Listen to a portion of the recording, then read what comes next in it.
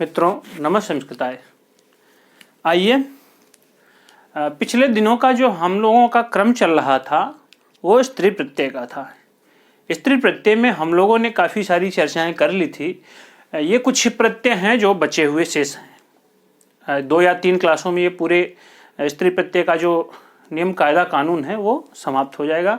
आज हमारा प्रकरण है ङीस प्रत्यय नहीं होता है। इस सूत्र में यही बताया गया है, क्या होता है कैसे होता है ये देखते हैं। कहते हैं नख मुखात संज्ञायाम।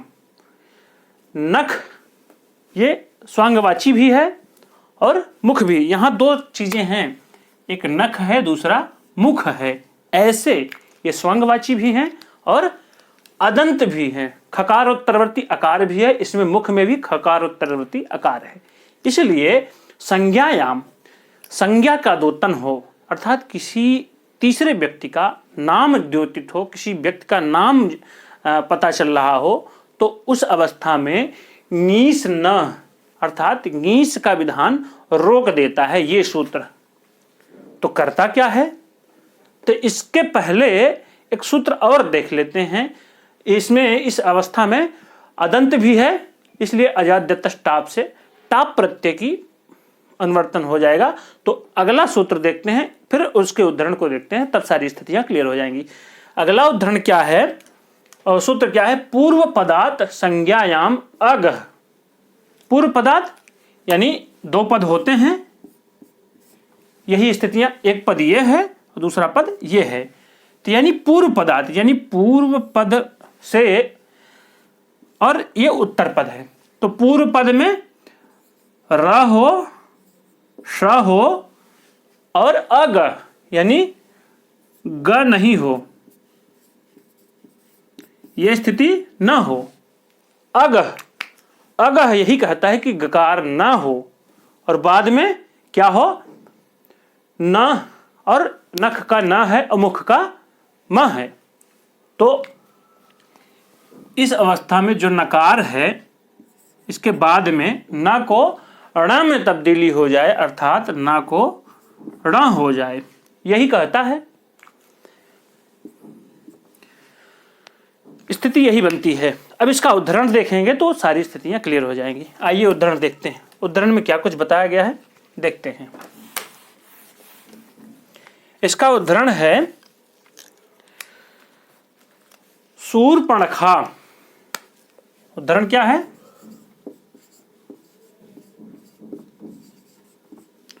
शूर्पणखा। ये समस्त होकर के पद बना है शूर्पणखा।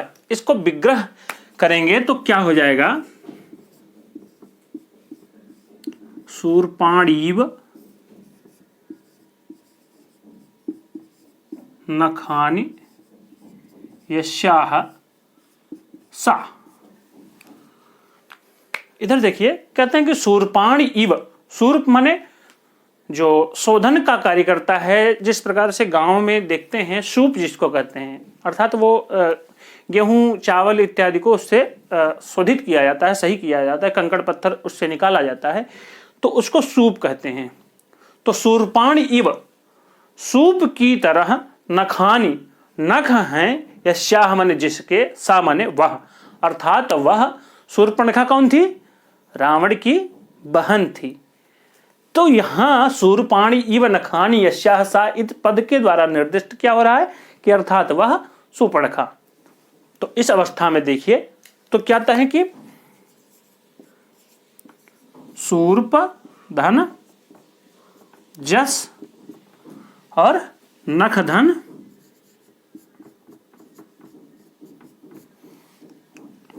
यही पद बना। शूर्प जस नख जस ये पद बना। ये अलौकिक विग्रह, जो समास में लौकिक और अलौकिक विग्रह होते हैं उन्हीं में से एक है। तो कहते हैं कि इस अवस्था में सूपों का लुक हो जाता है, तो बनेगा क्या, शूर्प और नख,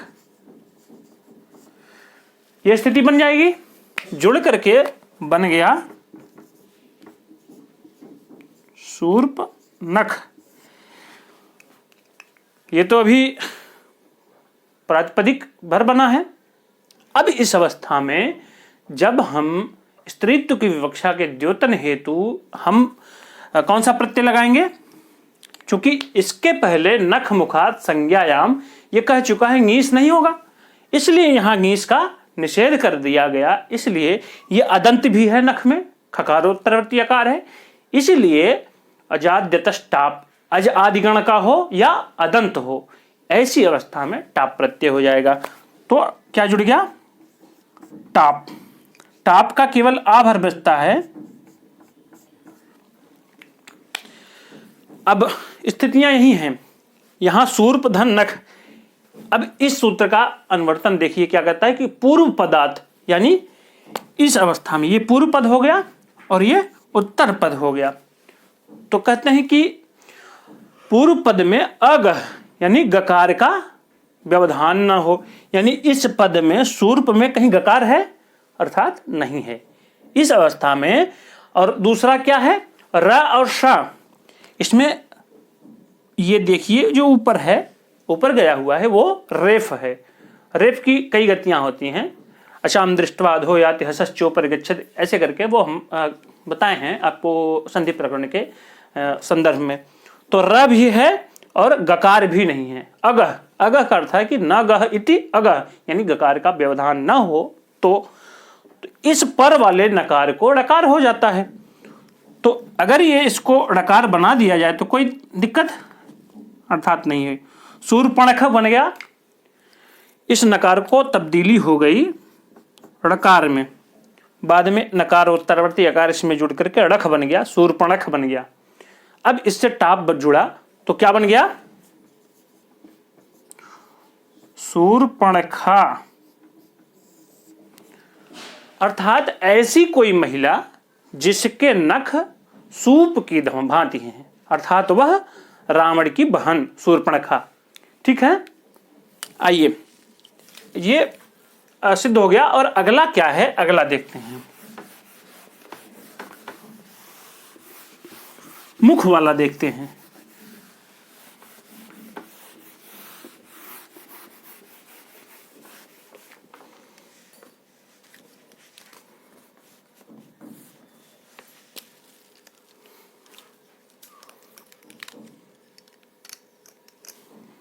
अगला है गौरमुखा।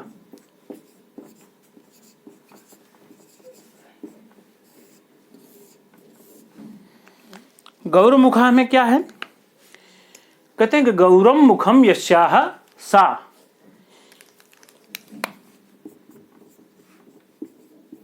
गौरम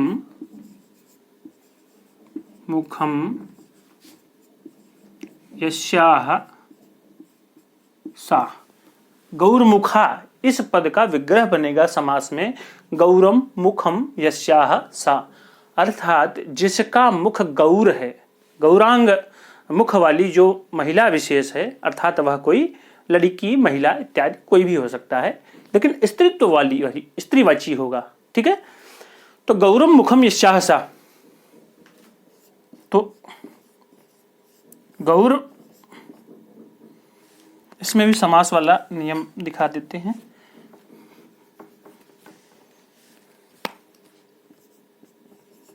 सु और मुख सु, इसमें भी अंतर्वर्तनी विभक्तियों का लोप हो जाएगा। तो यहां लिख दिया जाता है सुप लुक, सामान्य भाषा में, शॉर्ट तरीके में। तो बन क्या गया? गौर मुख। अब यहां समझने वाली चीजें ये हैं कि यहां रकार तो है, पूर्व पद में रकार भी है और गकार भी है। इधर देखिए ग में, इधर गौर में ग भी है और इधर रेफ है, इसलिए पूर्व पदार्थ संज्ञायाम अगह, ये सूत्र यहां लागू नहीं होगा, क्योंकि न तो इसके बाद में न है और इधर ग और र रेफ दोनों हैं, दोनों स्थितियां विद्यमान हैं, इसलिए इस सूत्र की यहां कोई आवश्यकता नहीं पड़ी। तो इस अवस्था में ये दोनों जुड़ करके क्या बन गए? गौरमुख, ये पद बन गया। ये अदंत है, अदंत होने के कारण इससे टाप प्रत्यय जुड़ा, अजाद्यत टाप से, तो क्या बन गया? गौरमुखा ना, ये गौरमुखा बन गया पद। तो इसका अर्थ यह हुआ कि कोई गौर वर्ण वाली स्त्री है जिसका द्योतन कराना हो तो वो पद बन जाएगा गौरमुखा। ठीक है, तो ये दोनों सूत्र यहीं पर समाप्त होते हैं। अब अगला सूत्र आता है, उसको देखते हैं वो कुछ क्या कहता है।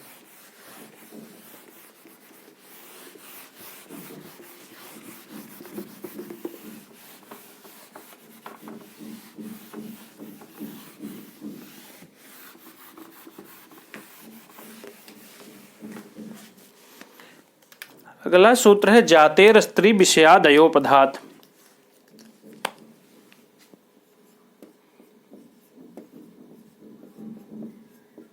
जातेर स्त्री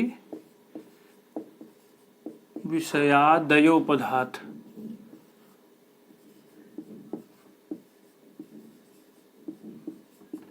जातेर स्त्री विषयादयोपधात, इसका क्रमांक है 4163।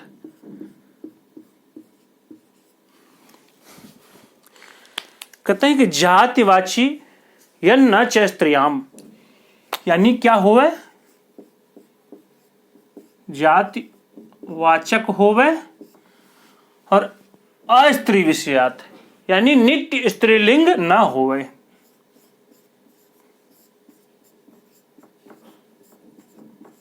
न हो, यह स्थिति बन गई। फिर कहते हैं कि अयोपधात, यानी उपधा में यकार भी न हो। उपधा में यकार न हो, ऐसी स्थितियों में क्या होता है? ङीस प्रत्यय का विधान किया जाता है। इसके पहले ङीस का विधान रोक रहा था, अब ये दूसरा सूत्र है, दूसरा नियम कायदा कानून लग रहा है। ये कहता है कि जातिवाची हो और अस्त्री विषयात, यानी नित्य स्त्रीलिंग वाला शब्द न हो। और फिर कहते हैं कि तीसरा कंडीशन है अयोपधात, यानी उपधा में यकार भी न हो। तो ऐसी कंडीशंस में होगा क्या? ङीस प्रत्यय हो जाए ना जी। तो इससे अब कंडीशन तो यह हो गई। अब इसका उदाहरण देखते हैं। उदाहरण में देखते हैं कि तट धन,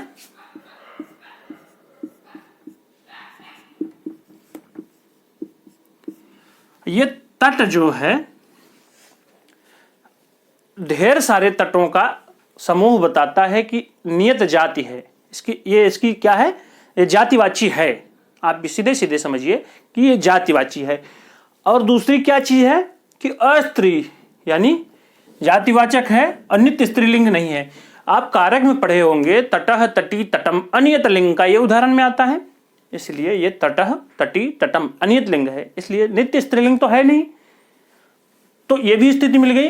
कहते कि उपधा में यकार न हो। इसका उपधा क्या है? उपधा इसको कहते हैं जैसे त अ अलोन्त्याद पूर्व उपधा, यानी अंतिम स्वर या व्यंजन से पूर्व वाले की उपधा संज्ञा होती है। तो यहां टकार उपधा है, अर्थात टकार है, यकार नहीं है। तो इसलिए उपधा में यकार कंडीशन ये भी मिल गई। तो इस अवस्था में ङीस प्रत्यय जुड़ गया। ङीस प्रत्यय का लोप होकर के केवल इकार भर बचता है। तो क्या बन गया? तटी। ये पद विनिर्मित हो गया। तटी मने अब ये निश्चित स्त्रीलिंग वाला बन गया है, ये ध्यान दीजिएगा। अभी ये यहां पर तट जो बना है ये अनियत लिंग है, लेकिन जब स्त्रीत्व की विवक्षा के द्योतन है तो ङीस प्रत्यय जोड़ा तब तटी बन गया। ठीक है, अब आगे देखिए दूसरा उदाहरण क्या है। दूसरा उदाहरण है रिशल से ङीस प्रत्यय जुड़ा। ब्रिसल से ङीस प्रत्यय जुड़ा। अब इसको क्यों जुड़ा, इसका कारण बता रहे हैं। देखिए इधर कहते हैं कि जातिवाची, ये जातिवाचक भी है। ब्रिसल, ब्रिसल माने शूद्र होता है। और नित्य स्त्रीलिंग नहीं है, अर्थात वृषल नित्य स्त्रीलिंगवाची भी नहीं है। और तीसरा कंडीशन से उपधा में यकार भी नहीं है, यानी इस पूरे वाक्य में कहीं यकार भी नहीं है। तो ङीस जोड़ करके क्या बना, वृषली अर्थात शूद्री। ठीक है। अब इसके बाद का अगला उदाहरण क्या है हमारा, कठ। कठ से ङीस जुड़ा तो क्या बना, कठी। कठ से ङीस प्रत्यय जुड़ा तो क्या बना, इसमें भी वही कंडीशन है, ये जातिवाचक भी है और इसके साथ साथ नित्य स्त्रीवाची भी नहीं है और उपधा में यकार भी नहीं है। यहाँ ये सारी कंडीशंस फॉलो हो रही हैं कठ में। तो इस अवस्था में ङीस प्रत्यय जुड़ा तो बन गया कठी। कठ शाखा विशेष या कठ ऋषि के द्वारा प्रोक्त का अध्ययन करने वाली वो कोई महिला विशेष स्त्रीवाची जुड़ करके कठी बन गया। ठीक है। आगे देखते हैं अगला नियम क्या है। इसमें अभी एक और उदाहरण है, बहुवृचि।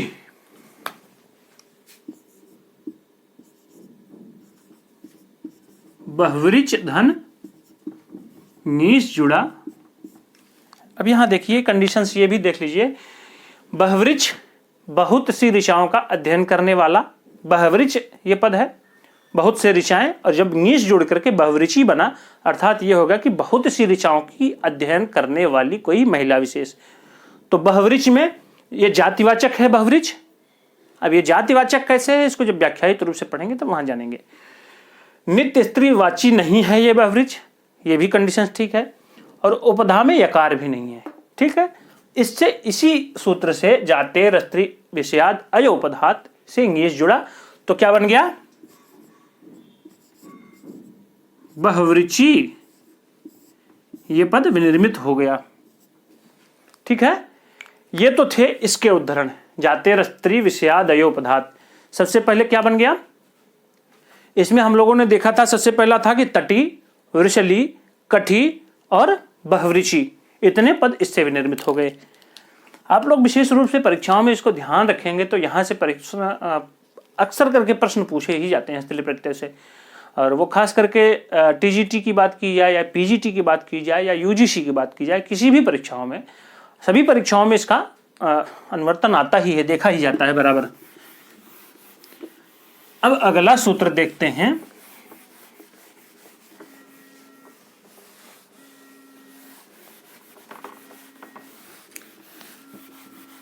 अगला सूत्र क्या, इसमें अभी कुछ वो बताए हैं, इसका प्रत्युदाहरण भी बताए हैं। वो प्रत्युदाहरण क्या है, कहते हैं कि जाते है किम। जाते है किम ऐसा क्यों कहा गया है, जाते है किम ऐसा क्यों कह दिया गया। मान लीजिए सीधे सीधे कह देते कि जातिवाची न हो तब भी, तो इसके लिए बताते हैं मुंड से टाप जुड़ा, ङीस नहीं, क्योंकि मुंड ये जातिवाचक नहीं है, इसलिए मुंडी न हो जाए, इसलिए ङीस नहीं, अर्थात टाप प्रत्यय का विधान किया गया है। इसी कारण जाते हैं ये पद कहा गया है। और अगला है दूसरा, कहते हैं कि अस्त्री विषयात किम। अस्त्री विषयात ऐसा क्यों कह दिया गया, तो उसके लिए बताते हैं बलाका। बलाका पद, बलाका अर्थात बकुली, ये नित्य स्त्रीवाची है। इसको हटा देते हैं, हो सकता है संशय हो जाए। यहां लिख दिया जाएगा अस्त्री विषयात किम, अस्त्री विषयात किम ऐसा क्यों कहा गया। तो बलाका से, बलाका ये पद जो है नित्य स्त्रीलिंग वाला है, इसलिए यहां ङीस प्रत्यय का विधान न हो जाए, इसलिए ये कहा गया अस्त्री विषयात, यानी नित्य स्त्रीवाची न हो, इसलिए ये बलाका में टाप प्रत्यय जुड़ा है। ठीक है। अब अगला सूत्र है योपध प्रतिषेधे।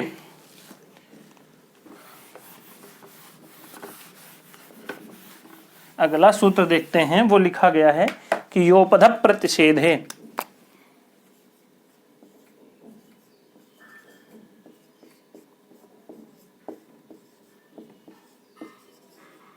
योपध प्रतिषेध है, इसका सूत्र क्रमांक है, सूत्र क्या, ये वार्तिक है शायद ना, हाँ वार्तिक है। योपध प्रतिषेध है, हय गवय मुकय मनुष्य, हय गवय मुकय डॉट डॉट ऐसे करके, हय गवय मुकय मनुष्य मत्स्या नाम प्रतिषेध है। ये कुछ शब्दों विशेष को परिगणित कर जाते हैं। क्या है? हय गवय मुकय मनुष्य मत्स्य, इतने शब्दों का परिगणन कराते हैं। अब इनसे कहते हैं कि यो पद प्रतिषेध है, या उपधा में हो तो ऐसे अप्रतिषेध है, यानी जो इसके पहले प्रतिषेध किया गया है, जो कहा गया था ना, इसके पहले वाला जो सूत्र था वो कहता क्या था कि जाते स्त्री विषयात अयोपधात, अयोपधान यानी उपधा में यकार न हो। लेकिन यहां देखिए, यहां तोड़ दीजिए है को, ह है या अ है, ह के बाद अ है, उसके बाद यह है और अ है, तो यहां उपधा तो यही है ना, अंतिम से पूर्व की उपधा संज्ञा होती है, तो उपधा में यकार भी है। तो इस यकार का जो इसके पहले बताया गया था उसका निषेध कर दिया जाए, उसका भी निषेध ये कर देता है, अर्थात यहां ङीस प्रत्यय का विधान हो जाए, ऐसा कहता है। ठीक है, इन सभी शब्दों विशेष से इसका है से जब ङीस जुड़ा और गवय से भी ङीस जुड़ेगा और मुकय से भी ङीस जुड़ेगा, मनुष्य से भी ङीस जुड़ेगा और उसके बाद मत्स्य से भी ङीस जुड़ेगा। ङीस के सकार की संज्ञा ङकार की संज्ञा बचता भर ई है, आप जानते हैं, प्रत्येक में दीर्घ ई का अंत बचेगा। हय धन ई स्थिति बन जाएगी, हय ई, या इधर अ है, इधर दीर्घ ईकारांत है, तो इसलिए इस यकार की सबसे पहले भ संज्ञा, पूरे इस शब्द की भ संज्ञा हो जाएगी, फिर अंतिम आकार का लोप हो जाएगा, लोप हो करके बाद वाला इसके ऊपर हो जाएगा, तो बन जाएगा हई। उसी प्रकार से गवय से ङीस जुड़ा, इसमें भी वही, तो बन गया गवई। उसी प्रकार से मुकय से ङीस जुड़ा तो मुकई।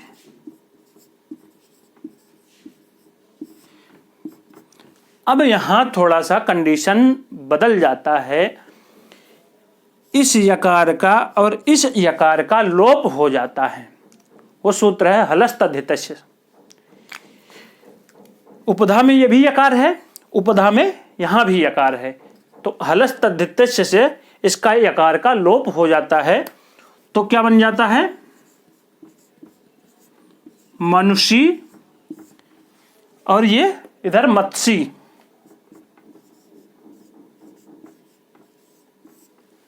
ये दोनों पद विनिर्मित हो जाते हैं। एक चीज और थोड़ा सा नोट करते रहिएगा आप लोग कि मनुष्य ये पद तो बन रहा है, ङीस प्रत्यय का विधान हो रहा है, और दूसरा और भी बनता है मानुषी, मानुषी भी बनता है। मनोर जाता वयतौ शुक, मनु से शुक का आगम होता है, ये स्थिति ऐसे है, मनु शब्द से शुक का आगम, फिर ङीस जुड़ा, नहीं, ङीस अभी नहीं जुड़ेगा क्योंकि वे पहले मनुष्य बनेगा। एक प्रत्यय यत होता है और दूसरा मनु से सुख का आगम होकर के ऐ प्रत्यय होता है, ऐ। तो इससे सीधा सीधा मनुष्य बन जाता है, चूंकि हलंतम से इसकी संज्ञा तशलोप अशलोप, ककार की संज्ञा तशलोप अशलोप बनता है, मनुष्य भर बनता है मूल रूप से। और यहाँ देखिए नित है, इकार की संज्ञा यकार यानी चचा जगह वाला इया का संज्ञा हुई है, तो इसलिए आदि अच की यानी म के आकार, तो क्या बन जाएगा मानुषी। आदि अच की वृद्धि होकर के यहाँ वृद्धि होकर के ये पद बनेगा मानुषी। आपके अभिज्ञान में आया है मानुषीषु कथम वा स्यात् दस्य रूपस्य संभवः। वो लाइन को कहा गया है उसके द्वारा, जो राजा होता है अभिज्ञान शाकुंतलम में दुष्यंत, उन्होंने कहा है कि मानुषीषु कथम वा स्यात्, भला मनुष्य जाति कोई स्त्रियों में ऐसा कथम कैसे स्यात् अस्य रूपस्य संभवः, भला ऐसा कैसे रूप लावणी हो सकता है मानुषी स्त्रियों में। अर्थात वो सामान्य सी खूबसूरत नहीं थी, शकुंतला बहुत अप्रतिम सुंदरी थी, इसीलिए वो राजा दुष्यंत ने ऐसा कहा था। आप जब हम लोग पढ़ेंगे महाकवि कालिदास विरचित अभिज्ञान शाकुंतलम का वो प्रथम अंक इत्यादि को जब हम पढ़ेंगे, वहाँ विशेष रूप से इसी की जस्ट दूसरे वाले भाग में न प्रभातरलम ज्योतिरुदेत वसुधा तलात्, अर्थात ज्योतिपुंज वसुधा तल से नहीं उत्पन्न हो सकता है, ऐसा कह रहा है। अर्थात वो कोई दिव्य लोक से आई हुई बाला है, लड़की है, नायिका है, ऐसा वहां बताने का भाव है। ठीक है, तो आप लोग ध्यान रखिएगा मनुषी और मानुषी ये दोनों पद विनिर्मित होते हैं वहां। ठीक है,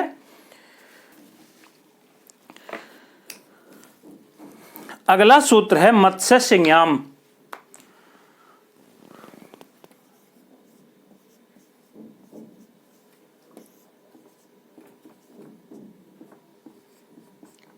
ये पद, ये सूत्र कहता क्या है, मत्स्य से न्याम न्यंत हो या आबंत हो तो उसके उपधाभूत यकार का लोप करता है। जिस प्रकार से पीछे मैं बता दिया था, उसको यहां बताना चाहिए था। तो मत्स्य से नीस जुड़ा तो न्यंत है, ये न्यंत होने के कारण इसके उपधाभूत यकार का लोप कर देता है, तो बन भर किया जाता है मत्स्य धन नीस। मत्स्य से नीस जुड़ा तो कहता क्या है कि ये इसकी भ संज्ञा हो जाती है और बाद में अकार का लोप, बनता भर क्या है मत्सी। मत्सी अर्थात इसको कहते हैं छोटी मछली को, अर्थात जो कुछ मछलियां बड़ी भी होती हैं, कुछ छोटी भी होती हैं, यहाँ मत्सी का सामान्य अर्थ है कि छोटी मछली। चलिए अगला सूत्र है इतो मनुष्य जाते।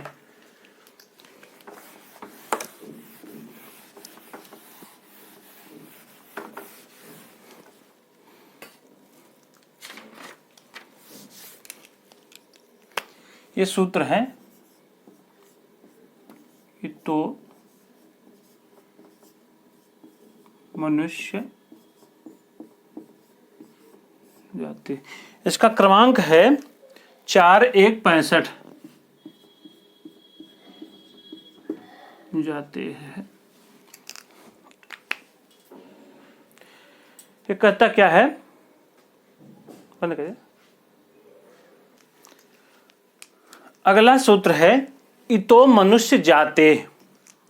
ये कहता क्या है कि इतो, इत मने इकार हो, ऐसी क्या मनुष्य जाते, मनुष्य से जातिवाचक हो तो ऐसे उसके प्रातिपदिक के अंत में इकार हो तो उससे क्या हो जाए, नीस प्रत्यय का विधान करता है। ये क्या करता है,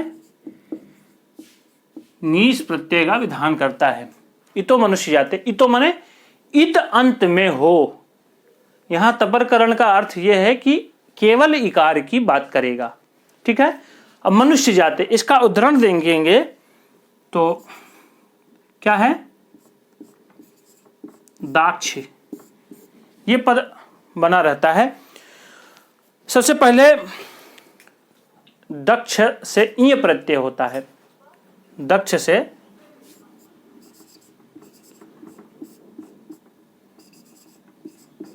ई प्रत्यय, इस इकार का संज्ञा होने के कारण इसके द के आ को आ हो जाता है, तो क्या बन जाता है? दा, छ है बाद में और ये ई जुड़ करके ये बन जाता है, दाक्षी बन जाता है। ये इदंत प्रातिपदिक है और मनुष्य जाति वाचक भी है, इसलिए इस अवस्था में इससे कौन सा प्रत्यय जुड़ गया? नीस प्रत्यय जुड़ा, शकार की संज्ञा और नकार की संज्ञा लोप होकर के केवल ई भर बचा रहा, तो क्या हो गया? दाक्षी। इधर ह्रस्व ई है, बाद में दीर्घ ई है, दोनों जुड़ करके दीर्घ इकार में परिवर्तित हो गए, तो दाक्षी पद ये बन गया।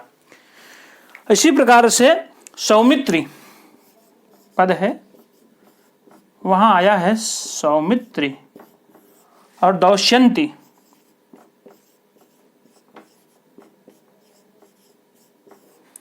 सौमित्री मातृकेयम ये कहा गया है कहाँ? आपके उत्तर रामचरितम में। और यह दौष्यंती का कहा गया है? दौष्यंती किसके लिए कहा गया है? दुष्यंत के पुत्र। सौमित्र माने सुमित्रा के पुत्र अर्थात लक्ष्मण जी, और यहाँ दुष्यंत के पुत्र कौन थे? भरत।